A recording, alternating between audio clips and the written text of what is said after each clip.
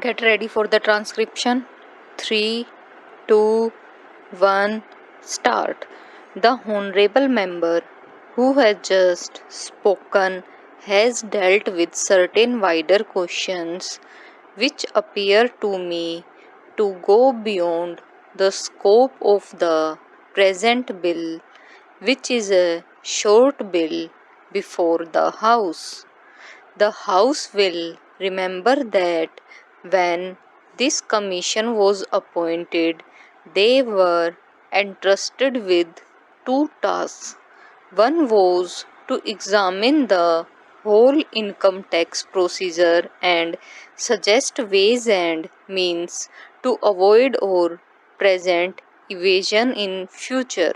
Secondly, they were to examine special cases which were referred to them. What the Honorable Member has been saying really refers to the first part, that is the wider question.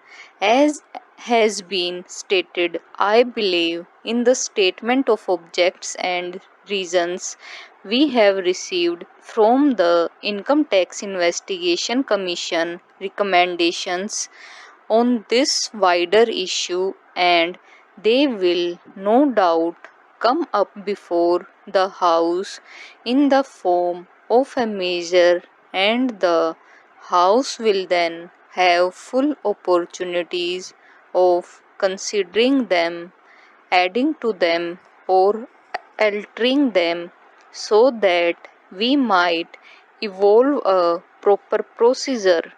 The sole question before the House now is what to do with the inquiry part of the Commission's work with regard to certain cases that were referred to them.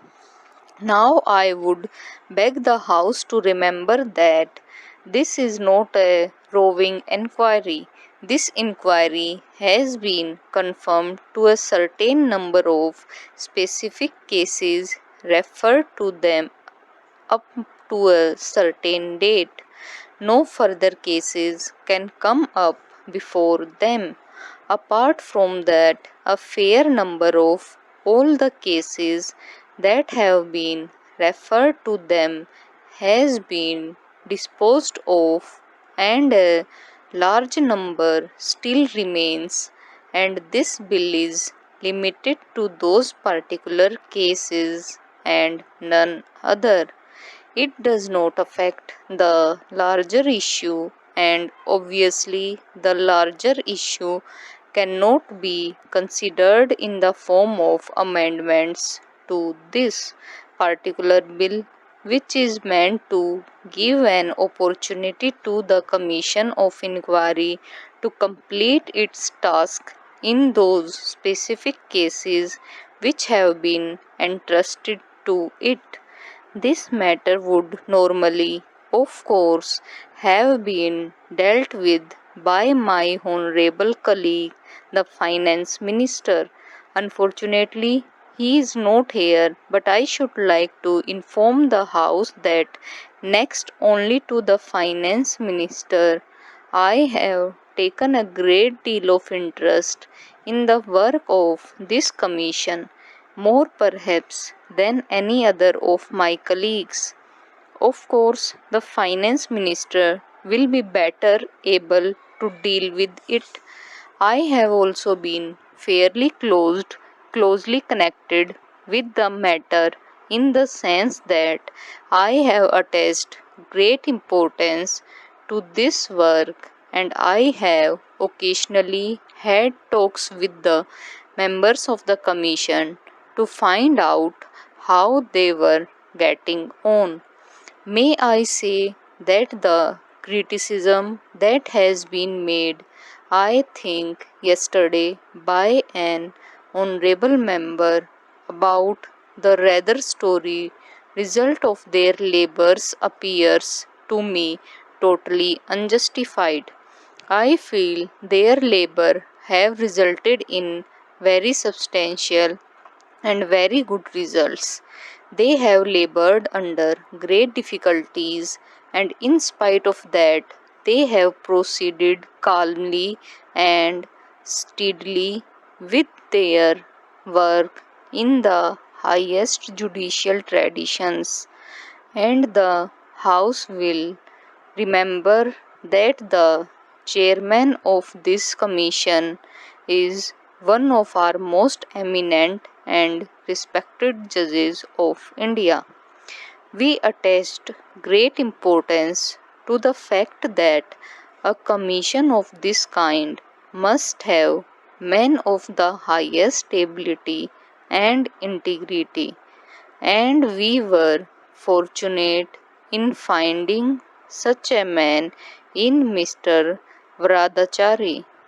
Anything entrusted to a judge of that high standing with his lifelong experience of the bench is bound to be carried out in a judicial manner.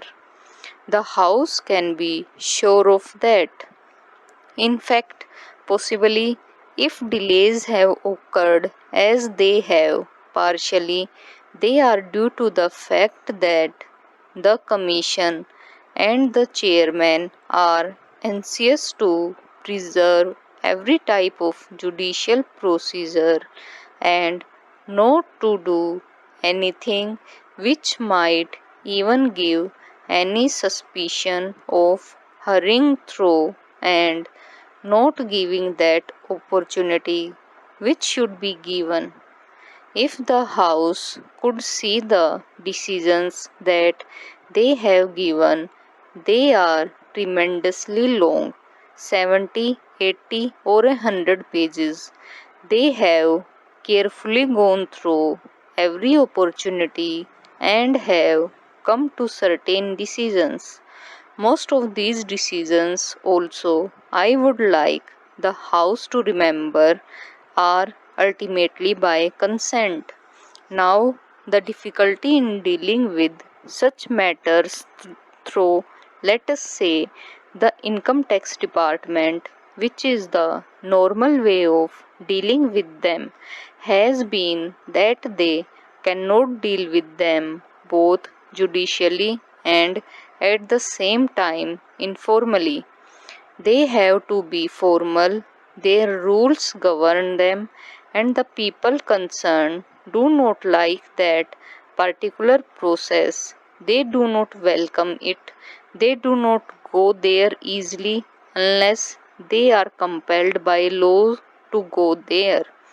They do come, at least relatively, with this reluctance to the Inquiry Commission because the Inquiry Commission can deal with them informally, can come to deal with them informally, can come to terms with them, almost any terms that they consider just and proper, which the income tax department cannot easily do always in the manner.